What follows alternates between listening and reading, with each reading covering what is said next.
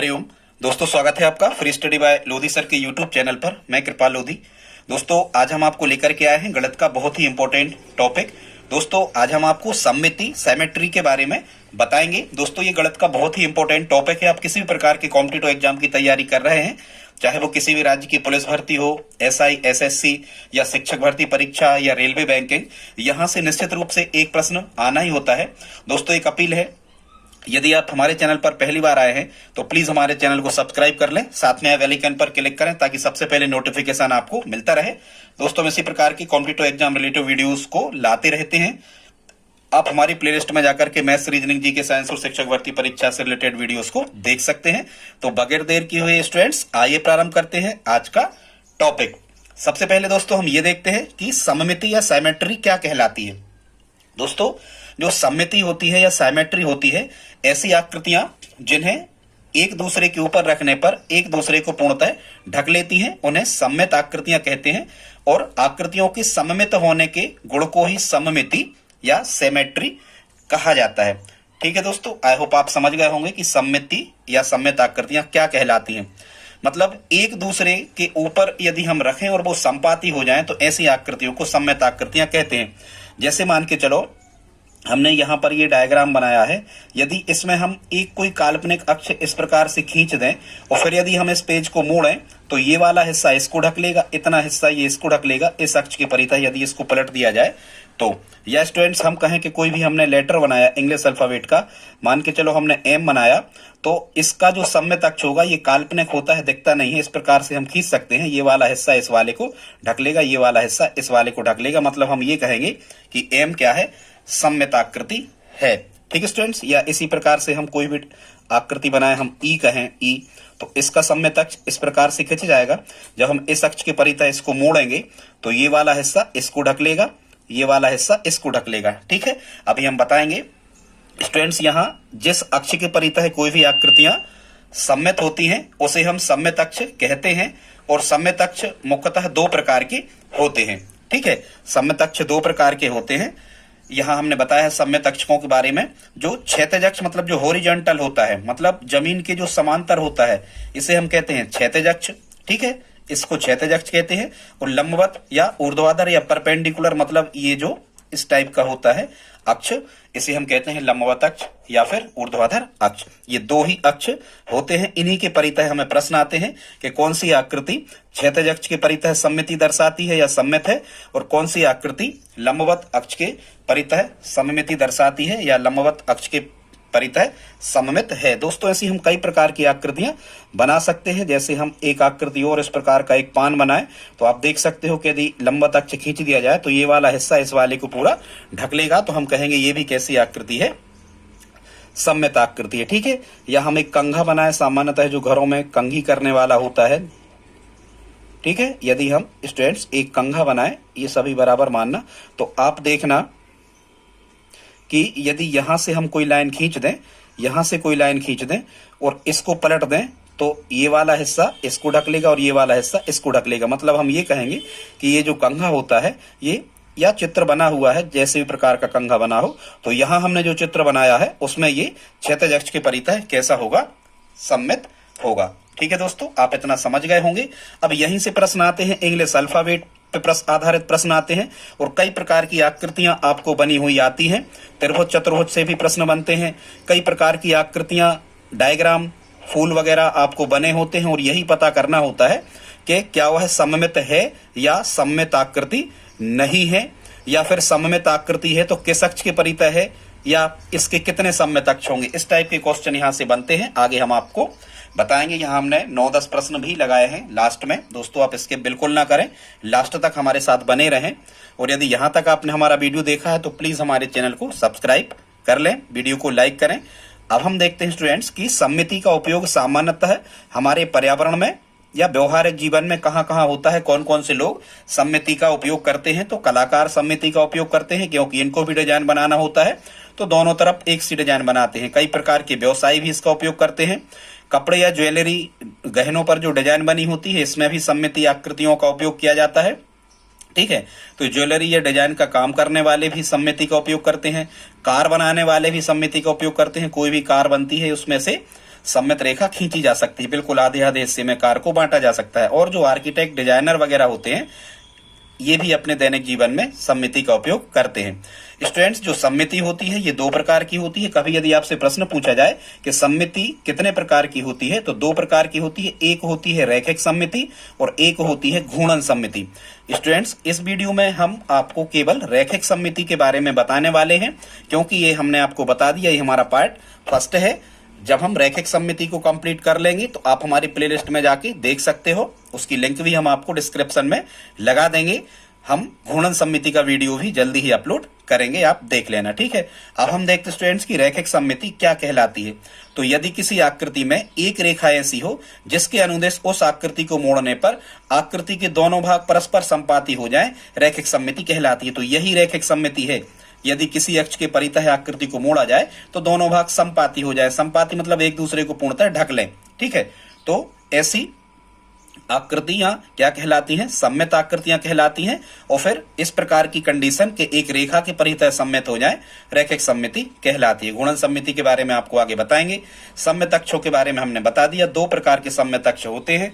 जो जमीन के समांतर होता है उसे क्षैतिज अक्ष कहते हैं, जो जमीन के लंबवत होता है उसे लंबवत अक्ष या ऊर्ध्वाधर अक्ष या परपेंडिकुलर एक्सिस इसको हम कहते हैं, ठीक है स्टूडेंट्स। आगे अब हम आपको बताने वाले हैं कि जो रैखिक सममिति होती है, रैखिक सममिति का जो दर्पण परावर्तन होता है ये दर्पण प्रतिबिंब के समान होता है, ठीक है। रैखिक सममिति में दर्पण परावर्तन दर्पण प्रतिबिंब के समान होता है। इसका मतलब आप समझना स्टूडेंट्स, इसका मतलब ये होता है, जैसे मान के चलो, और यहाँ एक चीज और हमें ध्यान देना है स्टूडेंट्स, जो दर्पण होते हैं ये दो प्रकार के होते हैं। दर्पण के यदि हम प्रकार को पढ़ते हैं तो दर्पण पढ़ेंगे हम दो प्रकार के। एक तो कहलाता है लंबवत दर्पण, मतलब यहाँ समतल दर्पण की चर्चा हो रही है, मिरर की, जिसको हम जनरली घरों में ड्रेसिंग टेबल के रूप में उपयोग करते हैं। एक तो होता है स्टूडेंट्स ये लंबवत दर्पण इस प्रकार का, और एक होता है क्षैतिज दर्पण इस प्रकार का, ठीक है। जो जमीन के समांतर होता है ये क्षैतिज दर्पण कहलाता है। तो यहाँ स्टूडेंट्स ये कह रहे हैं कि कुछ रैखिक सममिति में, और खासकर हमें रैखिक सममिति पढ़ना है, ये 7वीं में अध्याय 14 में भी लगा है एनसीईआरटी की क्लास में। स्टूडेंट्स, जो हमें रैखिक सममिति पढ़ना है ये मुख्यतः इंग्लिश अल्फाबेट में पढ़ी जाती है, और इंग्लिश अल्फाबेट में कैपिटल लेटर्स में बड़े अक्षरों की सममिति हमारे सिलेबस में लगी हुई है, और हमने देखा है यहीं से आपसे प्रश्न पूछे जाते हैं। अब स्टूडेंट्स, ये लंबवत दर्पण कहलाता है, ये क्षैतिज दर्पण कहलाता है। अब क्या होता है कि किसी भी अक्षर को, जैसे मान के चलो हम कहें कि ये हमने एफ कोई अक्षर बनाया है इंग्लिश अल्फाबेट का, और इसको हम दर्पण में देख रहे हैं, तो ये कैसा दिखेगा स्टूडेंट्स? तो क्या होता है कि जो लंबवत दर्पण है, लंबवत दर्पण के सामने खड़े होके हमें क्या करना है? बाधा करना है। क्या करना है? एक ट्रिक हम आपको बता रहे हैं, इस ट्रिक को आप याद कर लेना। किसी भी प्रकार का लंबवत दर्पण में यदि प्रतिबिंब आपसे पूछा जाएगा तो आप बड़ी आसानी से इस ट्रिक के माध्यम से स्टूडेंट्स बता सकते हैं, ठीक है। लंबवत दर्पण में प्रतिबिंब कैसे बनता है? तो लंबवत दर्पण के सामने खड़े होकर वादा करना है, माने लंबवत दर्पण में जब हम किसी वस्तु का प्रतिबिंब देखते हैं, या वस्तु का नहीं स्टूडेंट, वस्तु का अल्फाबेट का छोटे बड़े ABCD छोटी बड़ी 1 2 3 4 कोई भी डायग्राम, कोई भी फूल, कुछ भी यदि हम देखते हैं तो उसमें क्या हो जाता है कि दर्पण के सामने हमें वादा करना है, मतलब जब हम F को दर्पण के सामने ले जाएंगे तो ये हमें कैसा दिख रहा होगा? लंबवत दर्पण के सामने स्टूडेंट्स ये इस प्रकार का दिख रहा होगा। अब इसमें होता क्या है समझते हैं। लंबवत दर्पण के सामने किसी भी वस्तु को देखने पर उस वस्तु का बायां हिस्सा दाईं तरफ दिखता है और दायां हिस्सा बाईं तरफ दिखता है। फिर से सुनना, बायां हिस्सा दाईं ओर हो जाता है और दायां हिस्सा बाईं ओर हो जाता है। देखो F को हमने दर्पण के सामने रखा, इसका हमने प्रतिबिंब देखा, तो आप देखो ये हमें आंसर मिला कि जो यहाँ ये दाएं तरफ था ये कहाँ हो गया? बाएं तरफ हो गया, और जो बाएं तरफ था ये दाएं तरफ हो गया, ठीक है। इतना होता है। बाकी एक चीज ध्यान रखना, लंबवत दर्पण में किसी वस्तु का प्रतिबिंब देखने पर बायां हिस्सा दाईं तरफ हो जाता है, दायां हिस्सा बाईं तरफ हो जाता है, लेकिन ऊपर का ऊपर ही रहता है और नीचे का नीचे ही रहता है, ठीक है स्टूडेंट्स। लेकिन हम यदि इसी एफ को क्षैतिज दर्पण में देख रहे होंगे तो स्टूडेंट्स क्षैतिज दर्पण मतलब कहलाता है जल प्रतिबिंब, ठीक है। जल और क्षैतिज दर्पण में प्रतिबिंब समान होते हैं। तो जल में क्या करते हैं? हम पलटी लगाते हैं, ठीक है। यदि जल में हम पलटी लगाते हैं तो जल या क्षैतिज दर्पण में जो प्रतिबिंब होता है वो कैसा होता है? या हम जब गिरते हैं तो जमीन पे गिरते हैं, मतलब क्षैतिज में ही गिरते हैं, तो भी पलटी लगा देते। तो जल में कैसा होता है? नीचे की चीज ऊपर दिखती है और ऊपर की चीज नीचे दिखती है, बाकी बायां बाईं तरफ दिखता है और दायां दाईं तरफ दिखता है। मतलब जल प्रतिबिंब या क्षैतिज दर्पण में इस एफ का प्रतिबिंब हमें इस प्रकार से दिखेगा, बायां बाईं तरफ, दायां दाईं तरफ, केवल ऊपर का नीचे और नीचे का ऊपर हो जाता है। आई होप आप समझ गए होंगे। ठीक है स्टूडेंट्स, एक और आप 2 मिनट में दर्पण प्रतिबिंब देखना सिखा रहा है, फिर अपन उसी पे आ रहे हैं। स्टूडेंट्स क्या होता है, मान के चलो एग्जामिनर ने किसी भी प्रकार का क्वेश्चन आपको दे दिया, मान के चलो उनने लिख दिया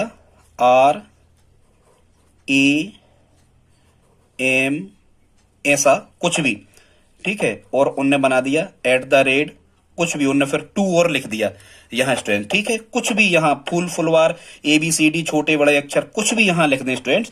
और यदि आपसे कभी भी ये लंबवत दर्पण लगा दें और कहें कि इसका प्रतिबिंब कैसा दिखेगा, इसका आंसर क्या होगा स्टूडेंट्स, तो हमेशा यदि कभी आपको ये लंबवत दर्पण वाले क्वेश्चन आ जाए, अच्छा लंबवत दर्पण में होता यह है कि जो व्यक्ति या जो वस्तु दर्पण के सबसे पास रखी होती है, प्रतिबिंब में भी सबसे ही पास क्या होती है, प्रतिबिंब में ये सबसे ही पास दिखती है। तो आपको इसका दर्पण प्रतिबिंब स्टूडेंट्स कैसे बना देना है, ये रीजनिंग का एक टॉपिक हो गया आपका दर्पण प्रतिबिंब। ठीक है, किसी भी वस्तु का या अंकों का या अल्फाबेट का या सिंबल्स का, किसी का भी, आपको क्या करना है स्टूडेंट्स, देखना जैसा हम कर रहे हैं, इसको आपको हमेशा दाईं तरफ पलट देना है। इस टाइप से हम ये पेज पलट रहा है ये, और फिर हमें क्या करना है, यहां पर हमें वही का वही ऐसा जो हमें दिख रहा है वैसा हमें यहां लिख देना है। ठीक है, ये हम उछाल रहे हैं। आपको प्रवेश पत्र में इतने डार्क तरीका से ये बनाना है ताकि पीछे तक ये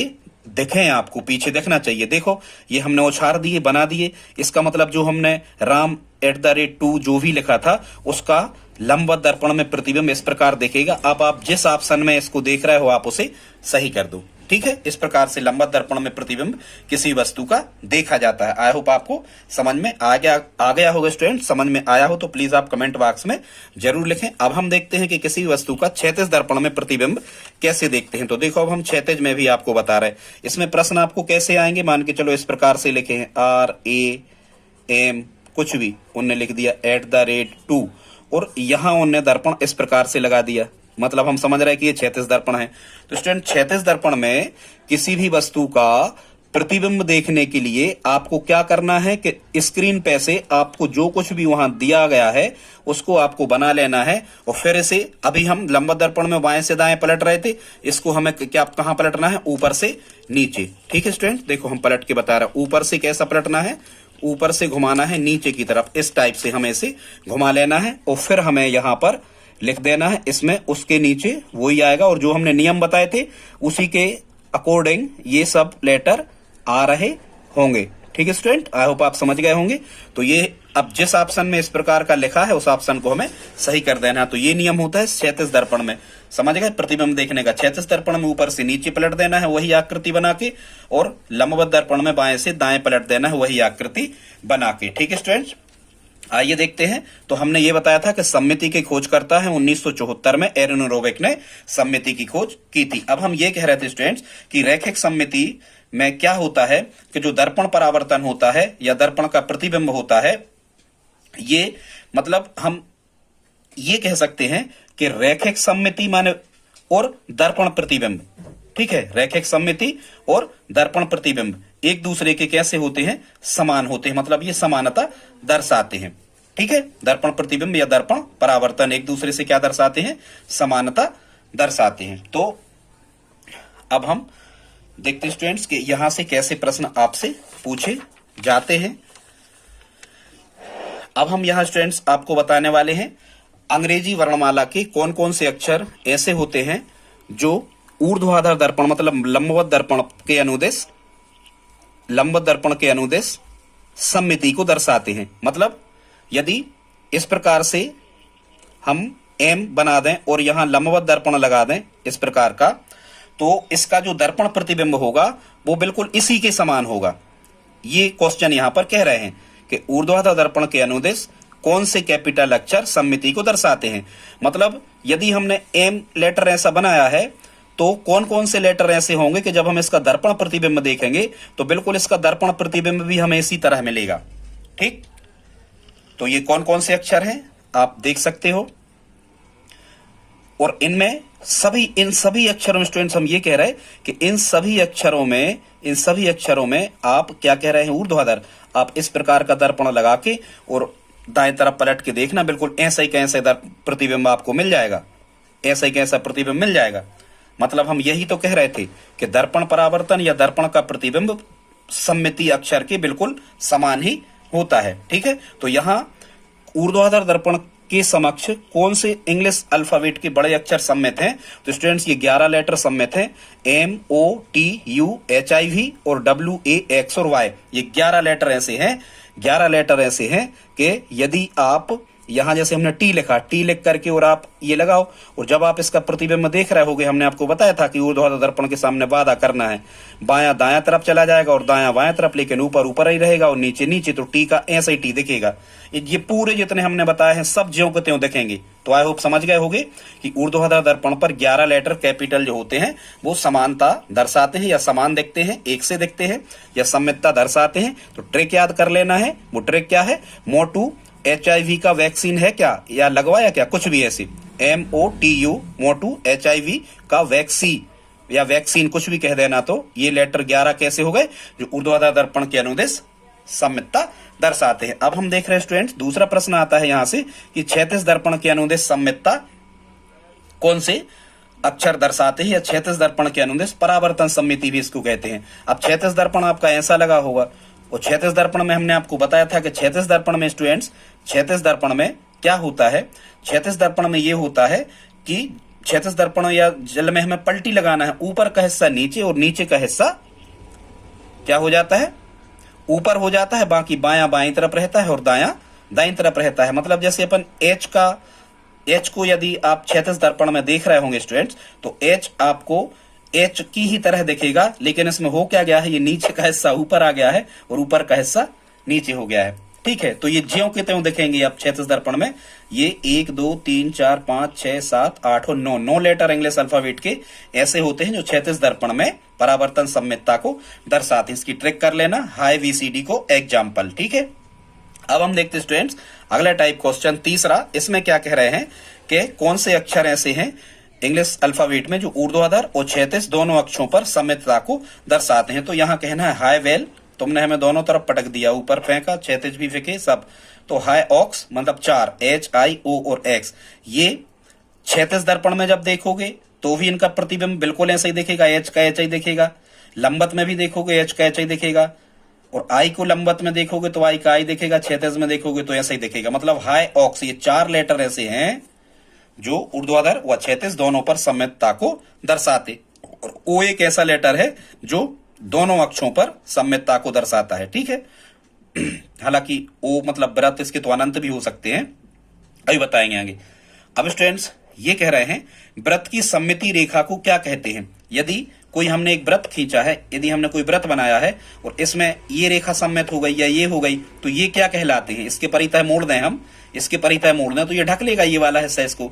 तो व्रत की सम्मित रेखा को क्या कहते हैं स्टूडेंट्स? व्यास कहलाता है। ठीक है, व्रत की सम्मित रेखा क्या कहलाती? व्यास। एक समद्विबाहु त्रिभुज की सम्मित रेखा को क्या कहेंगे? मान के चलो हमने इस प्रकार का एक समद्विबाहु त्रिभुज बनाया, ये भुजा और ये भुजा बराबर है, और यदि यहां से हमने कोई एक रेखा खींच दी तो इसके परितः ये दोनों कैसे होंगे? सम्मित। यदि ऐसा मोड़ दें तो ये हिस्सा इसको ढक लेगा, ये हिस्सा इसको ढक लेगा। तो शीर्ष से सम्मुख भुजा के मध्य बिंदु को मिला रही है ये रेखा, तो शीर्ष से सम्मुख भुजा के मध्य बिंदु को मिलाने वाला रेखाखंड क्या कहलाता है? माध्यिका कहलाता है स्टूडेंट, मीडियन। तो इसका आंसर आपको क्या देना है? ठीक है, वो मीडियन नहीं, माध्यिका याद रखना कि समद्विबाहु त्रिभुज की सममित रेखा को क्या कहते हैं? माध्यिका कहते हैं। अब स्टूडेंट्स आगे हम देखते हैं कि रैखिक सममिति के कुछ उदाहरण जो हम अपने दैनिक जीवन में देखते हैं। हेलीकॉप्टर रैखिक सममिति दर्शाता है, रॉकेट दर्शाता है। बटन यदि हमने बना दिया, देखो यदि हम इस प्रकार का गोल बटन बना दें, इस प्रकार का गोल यदि हम बटन बना दें तो ये दोनों अक्षों पर सम्मित होगा, तो बटन भी सम्मितता को दर्शाता है। बाल्टी इस प्रकार से यदि हम लंबवत अक्ष खींच दें तो आधा हिस्सा आधे को ढक लेगा। बाल्टी, घंटी, ये आपसे पूछे जाते हैं। ठीक है, कि कौन कौन सी जो आकृतियां हैं ये सममितता को दर्शाती हैं। ठीक है, और देख लेते हैं और कौन कौन सी आकृतियां हैं अपने दैनिक जीवन में जो सम्मित होती हैं। कैंची, फूल, शीश, जो लिखने वाली शीश, शर्ट, चश्मा, कंघा। देखो कंघा हमने बनाया है, जो संभवतः हमने बना दिया। यदि आप इस प्रकार से अक्ष खींच दोगे तो ये वाला हिस्सा पलटोगे तो इसको ढक लेगा। क्राउन मतलब मुकुट, यदि ऐसा आप सीधी रेखा खींच दोगे तो ये वाला हिस्सा इसको पूरा ढक लेगा। मटका आदि ये सम्मित आकृतियां हैं। और यहां से भी आपको प्रश्न आते हैं स्टूडेंट्स की आपको आकृति बनी रहेगी। खैर हम अभी आपको बता रहे हैं अब आगे कुछ चीजों को, आइए और समझते हैं जो एग्जाम रिलेटिव हैं। स्टूडेंट्स आप वीडियो को छोड़े ना, प्लीज लाइक करें, पूरा देखें, समझ में आएगा, गारंटी है। यहां से एक भी प्रश्न बाहर जाने वाला नहीं है। अगला कह रहे हैं निम्न आकृतियों में सममित रेखाओं की संख्या बताइए। कह रहे हैं समबाहु त्रिभुज में कितनी सममित रेखाएं होंगी। तो स्टूडेंट्स यदि हम किसी समबाहु त्रिभुज को खींचते हैं, समबाहु त्रिभुज उसकी तीनों भुजाएं बराबर हैं, तो ध्यान रखना इस अक्ष के परितः भी यदि मोड़ेंगे हम तो ये हिस्सा इसको ढक लेगा। इस शीर्ष से मतलब इस अक्ष के परितः भी ढक लेगा और एक सममित रेखा ये भी खिंच जाएगी। तो समबाहु त्रिभुज में ध्यान रखना कितनी सममित रेखाएं होती हैं। स्टूडेंट ध्यान रखना समबाहु त्रिभुज में 3 सममित रेखाएं होती हैं। ठीक है, अब कह रहे हैं स्टूडेंट्स की वर्ग में कितनी सममित रेखाएं हो सकती हैं। तो हम देखते हैं ऐसी आकृति को वर्ग कहते हैं जिसकी चारों भुजाएं बराबर हो और प्रत्येक कोण समकोण हो। ऐसी आकृति को स्टूडेंट्स हम क्या कहते हैं, वर्ग कहते हैं। तो ध्यान रखना वर्ग में कितनी सममित रेखाएं हो सकती हैं। तो देखो एक तो हम इस प्रकार से खींच सकते हैं, लंबवत वाली ये वाला हिस्सा इसको ढक लेगा, बिल्कुल 20 से खींचना, हमने थोड़ा मिस्टेक कर दिया। ठीक है, और एक इस प्रकार से भी खींच सकते हैं तो 2 हो गई। और यदि हम विकर्णवत भी खींचे तो भी ये वाला हिस्सा इसको पूरा ढक लेगा। एक विकर्णवत यहां से भी खींच सकते हैं हम। इसका मतलब कभी आपसे पूछा जाए कि वर्ग चतुर्भुज में कितनी सममित रेखाएं होंगी तो कितनी होंगी, 4। इसकी 4 अक्षों पर या 4 रेखाओं पर यह सममिति को दर्शाएगा। अब स्टूडेंट्स कह रहे हैं सम पंचभुज। ठीक है, और अगला कह रहे हैं सम षष्ठभुज। स्टूडेंट्स जैसे हम सम पंचभुज बनाए एक इस प्रकार का 1 2 3 4 और 5। यदि स्टूडेंट्स हमने सम पंचभुज बनाया है तो ध्यान रखना इसके 5 शीर्षों से, कहां से, इसके 5 शीर्षों से रेखाएं हम खींचेंगे तो 5 सममित अक्ष इसके मिलेंगे। या यहां पर लिखा है सम पंचभुज या हम कहें सम षटभुज, 1 2 3 4 5 6। ठीक है स्टूडेंट्स, तो इस प्रकार से हम खींचते चलते हैं 1, इस प्रकार से खींचते चलते हैं 2, इस प्रकार से खींचते चलते हैं 3। ठीक है, फिर यहां से खिंच जाएगा 4, फिर यहां से खिंच जाएगा 5। ठीक, और फिर यहां से खिंच जाएगा 6। ध्यान देना आप, तो बिल्कुल सरल सा कॉन्सेप्ट है कि जितने भी सम शब्द लिखा हो सम पंचभुज तो आप कह देना इसमें 5 सममित रेखाएं होंगी। सम षटभुज तो आप कह देना इसमें 6 सममित रेखाएं होंगी। जितनी भुजाओं की संख्या है उतनी सममित रेखाएं होती हैं। यदि उन्होंने कह दिया कि सम सप्तभुज सम अष्टभुज तो सम सप्तभुज में 7, सम अष्टभुज में 8, सम दशभुज में 10 सममित रेखाएं होंगी।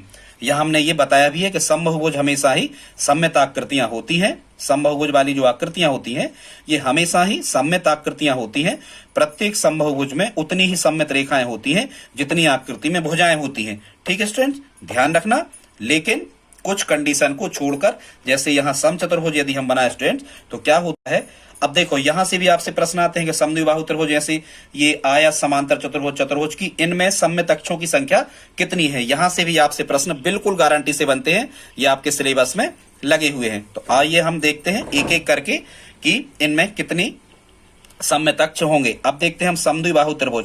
तो स्टूडेंट्स समद्विबाहु त्रिभुज हम एक बना लेते हैं जिसकी 2 भुजाएं बराबर हो। तो ध्यान रखना इसका केवल एक ही सममित अक्ष होगा। समद्विबाहु त्रिभुज का एक ही सममित अक्ष होगा, बाकी यहां से नहीं खींचेंगे। विषमबाहु त्रिभुज एक भुजा कितने माप की, एक कितनी माप की और एक कितनी माप की। यदि तीनों मापें अलग अलग हैं स्टूडेंट्स तो आप इसका किसी भी अक्ष के परितः ये सममित नहीं हो सकते। तो विषमबाहु त्रिभुज में सममित अक्षों की संख्या 0 होती है। आयत पे विचार करते हैं। ऐसी आकृति को आयत कहते हैं जिसकी आमने सामने की भुजाएं बराबर और प्रत्येक कोण समकोण होता है। तो आयत में एक तो सममित अक्ष ये खिंच जाएगा स्टूडेंट्स ऊर्ध्वाधर और एक खिंच जाएगा लंबवत। वहां की विकर्ण के परितः आयत सममित नहीं होते हैं। तो हम ये कहेंगे स्टूडेंट्स कि आयत में कितने सममित अक्ष होते हैं, 2 होते हैं। अब हम देखते हैं समचतुर्भुज। तो समचतुर्भुज ऐसे चतुर्भुज को कहते हैं जिसकी सभी भुजाएं, चारों भुजाएं बराबर होती हैं और कोई भी कोण समकोण नहीं होता। तो यदि हम स्टूडेंट्स एक समचतुर्भुज का निर्माण करते हैं तो यहां हमें ध्यान देना है कि समचतुर्भुज में कितने सममित अक्ष होंगे, 2। ये अपवाद है इस लाइन का कि समबाहुभुज भले इसकी 4 भुजाएं समचतुर्भुज की बराबर थी, लेकिन समचतुर्भुज में ध्यान रखना इसके केवल 2 ही सममित अक्ष होते हैं, 4 नहीं होते।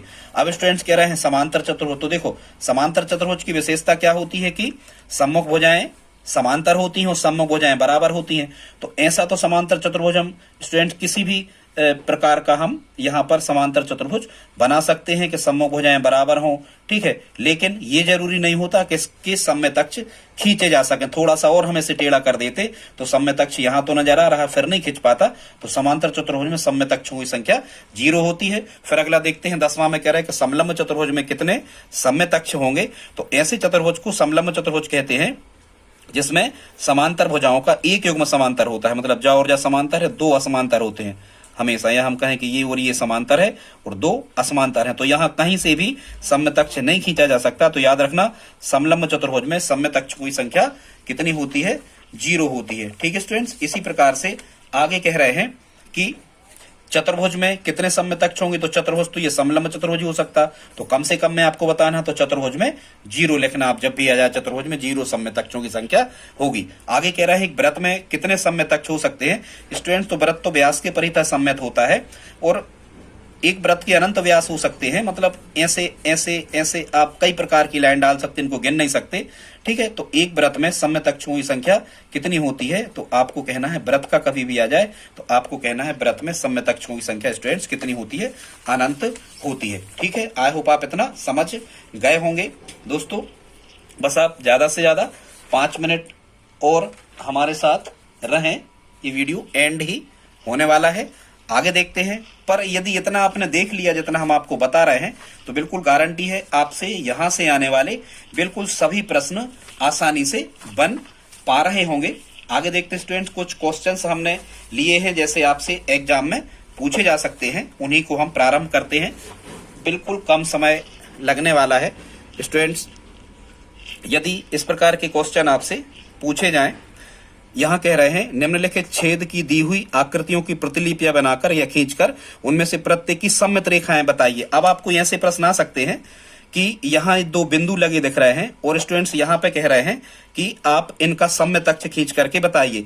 तो यदि ये बिंदु लग रहे हैं तो हम इसका सममित अक्ष कैसा खींच देंगे? ऊर्ध्वाधर, ठीक है। ये वाला हिस्सा इसको ढक लेगा। अब यदि यहाँ बिंदु लगे हैं तो इसका सममित अक्ष किस प्रकार से खींचेगा? इस प्रकार से खींचेगा, ठीक है। ये बिंदु इसको ढक लेगा यदि इस टाइप से ऐसे हम इनको मोड़ दें, ठीक है। इसका यदि बिंदु हमें यहाँ दिख रहे हैं तो इसका इस प्रकार से खींचेगा। यदि स्टूडेंट्स बिंदु हमें यहाँ दिख रहे हैं तो इसका भी इस प्रकार से खींचेगा, ठीक। यदि बिंदु हमें यहाँ दिख रहे हैं चारों दिशाओं में तो कितने सममित अक्ष खींचेंगे? तो इसका ऐसे पे भी सममित होगा, लंबवत पर भी और ऊर्ध्वाधर पर भी और विकर्ण के परितः भी। मतलब इसके सममित अक्ष कितने हो गए? 1, 2 और कितने होंगे? 3 होंगे, ठीक है स्टूडेंट्स। ये 3 अक्षों पर सममिति दर्शाएगा। अब यदि इस प्रकार के सिंबल लगे हैं स्टूडेंट तो यहां ध्यान देना है, इसका केवल एक ही सममित अक्ष होगा, ऊर्ध्वाधर। ये खींच के सीख लेना आप, इसका केवल एक ही होगा, ठीक है। यदि बिंदु यहां लगे हैं तो इसका केवल एक ही होगा, इस प्रकार से। तो आई होप आप इनको समझ गए होंगे, ठीक है स्टूडेंट्स। ये करके देखना। दूसरा कह रहे हैं कि ये अन्य छेद ज्ञात कीजिए, अन्य कहां हो सकते हैं। स्टूडेंट्स वीडियो लंबा खिंच रहा है तो हमने आपको बता दिया कि इस प्रकार के क्वेश्चंस भी आपसे पूछे जा सकते हैं, ठीक है स्टूडेंट्स। कई और भी प्रश्न आपसे पूछे जा सकते हैं, वो किस प्रकार के हो सकते हैं आइए उनको देखते हैं। अब आपसे इस टाइप के क्वेश्चन में स्टूडेंट्स पूछे जा सकते हैं कि ये जो आकृतियां दी गई हैं इनको आप पूरी कीजिए, ठीक है। ये सममित रेखा के परितः इन आकृतियों को पूरा करना है तो आप सममित अक्ष उन्होंने पहले से ये खींच के दे दिया। अब आपको पूरी करना है तो आप इस आकृति ऑप्शन में जो लगा होगा उसमें आप निशान लगाएं, ठीक है। इसमें इस प्रकार की जो आकृति बनी होगी ये इसको पूरी करेगी। मतलब इस रेखा के परितः वो ये कह रहा है कि ऐसी कौन सी आकृति बनाई जाए कि इसको पूरी ढक ले, तो हम इसी प्रकार की यहाँ तैयार कर देंगे, ठीक है। आई होप आप समझ रहे होंगे। इसकी कैसी हो जाएगी? तो इसकी ऐसी हो जाएगी। अब आप यहाँ तैयार कर लेना। ये इस तरफ बना हुआ था केवल इतना और ये सममित अक्ष खिंचा हुआ था, तो हम इसको मिला देंगे इस टाइप से। ये सम पंचभुज बन गया, ये सम अष्टभुज बन गया। तो इस प्रकार से आकृतियां पूरा करने का भी आपसे पूछा जा सकता है।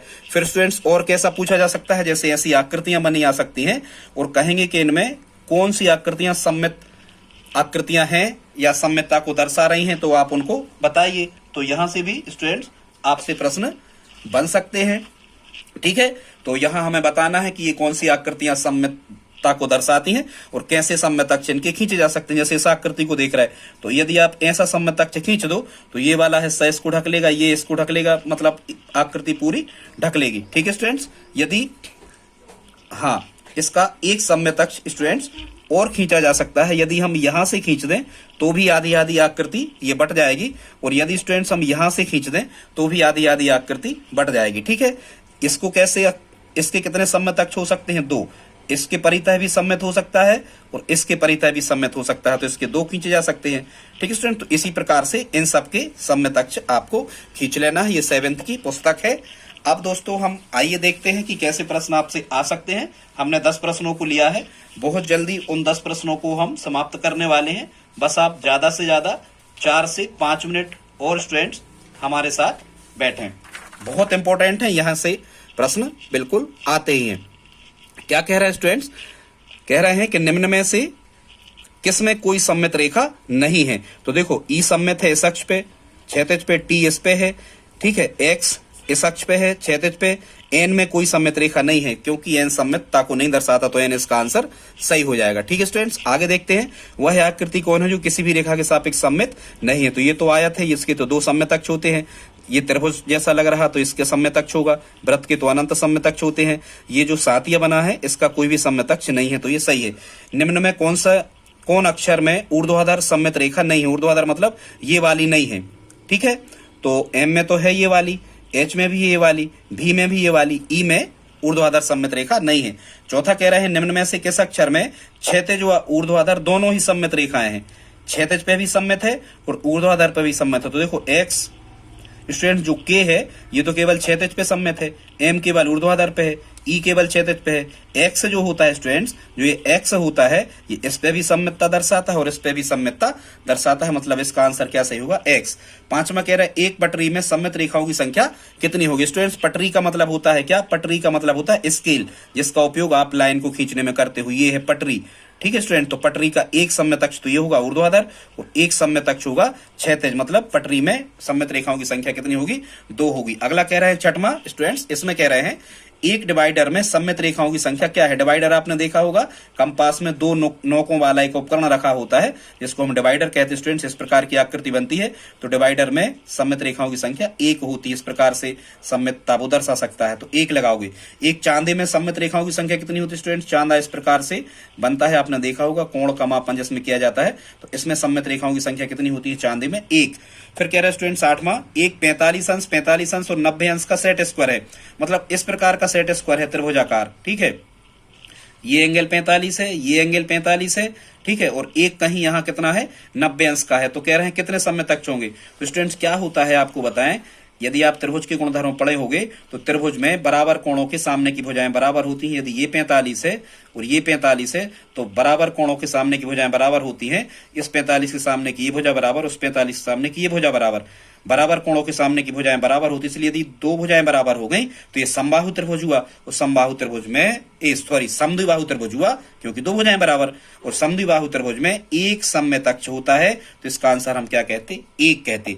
9वां क्वेश्चन है कि एक जो त्रिभुज है उसमें 30 अंश, 60 अंश और 90 अंश का है, या 30 अंश, 60 अंश और 90 अंश का सेट स्क्वायर है, इसमें सममित अक्षों की संख्या या सममित रेखाओं की संख्या कितनी होगी? दोस्तों ये आप हमें कमेंट बॉक्स में लिख करके बताएं। वीडियो कैसा लगा प्लीज लिखें। मिलते हैं अगली वीडियो में, शेयर करें प्लीज, हेल्प करें हमारी। मिलते हैं अगली वीडियो में, तब तक के लिए जय हिंद जय भारत।